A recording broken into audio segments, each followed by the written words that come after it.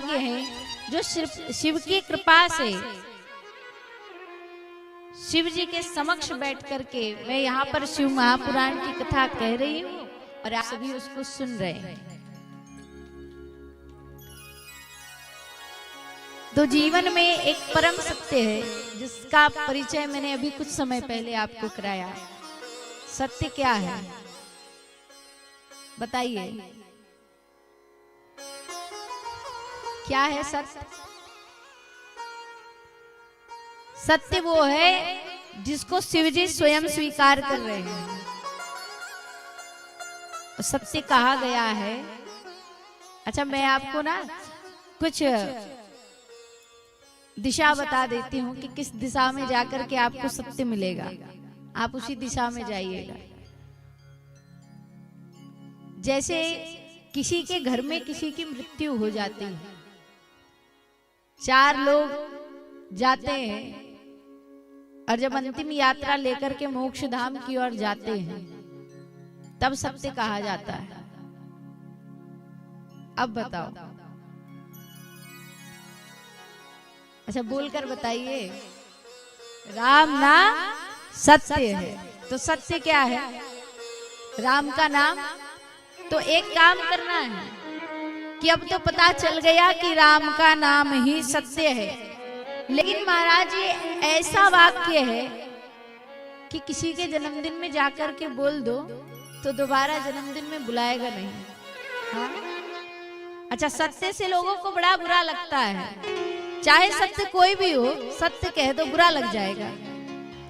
आप किसी की शादी में जाकर के फेरे चल रहे हो और उस समय जाकर के कह देना क्या, राम नाम सत्य है, क्या होगा आपके साथ? हाँ?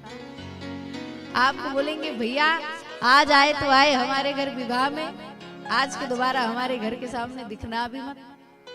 अच्छा क्यों? अरे सत्य तो यही है, राम नाम सत्य है, इसमें बुरा मानने वाली क्या बात? व्यक्ति सोचता है कि बड़ा अशुभ वाक्य है कि हमने कह दिया राम नाम सत्य तो हमारे घर कुछ अशुभ हो जाएगा, यही विचार है ना। पर ऐसा कुछ नहीं है। ये अंतिम समय में इसलिए कहा जाता है कि जीवन भर आप उस सत्य के पीछे भाग रहे थे जो आपका साथ नहीं देगा। जैसे हमारे लिए सत्य क्या है? धन।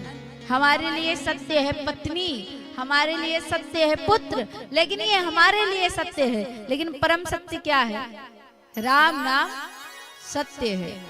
और अगर फिर भी समझना आए तो एक बात बताओ कि जो मर गया उसके लिए कहते हैं राम नाम सत्य है, या जो भीड़ चल रही उसके लिए कहते हैं? हाँ, जो मर गया उसके लिए कहते हैं या जो जिंदा चल रहे हैं पीछे उनके लिए?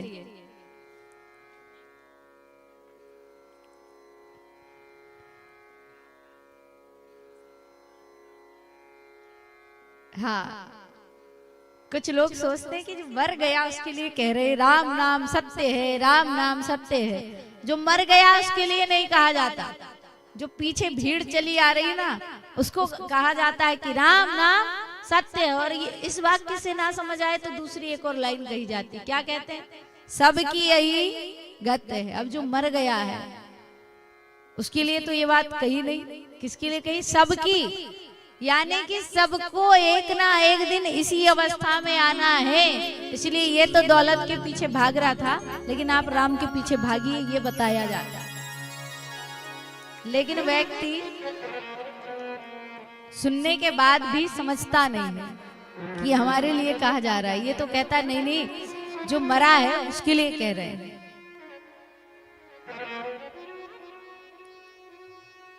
तो जीवन में बस एक ही चीज समझना है, एक ही बात को समझना है कि जीवन में अगर कुछ सत्य है तो वो एक ही है। या आप शिव समझ लीजिए, राम समझ लीजिए, श्याम समझ लीजिए, लेकिन सत्य केवल परमात्मा है। अब उसको चाहे किसी रूप में समझ लीजिए, अंत समय में यही जाएगा और साथ जाने वाला कुछ भी नहीं। लोगों को बड़ा घमंड है कि जब हम मरेंगे तो हमारे साथ बहुत कुछ जाएगा। अब बताओ, एकाध कोई ऐसा व्यक्ति होगा जिसने मरने के बाद अपने साथ कुछ ले गया हो?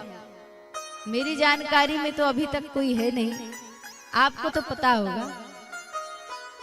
खाली हाथ जाते हैं, लेकिन इधर प्राण छूटने वाले हैं, लेकिन पैसा नहीं छूटता महाराज। इधर पता चल गया कि अब शरीर काम करना बंद कर दिया है, अब बस मृत्यु निकट है, पर फिर भी जो सच है उसके पीछे ना भागकर जो झूठ है उसके पीछे भाग रहा है।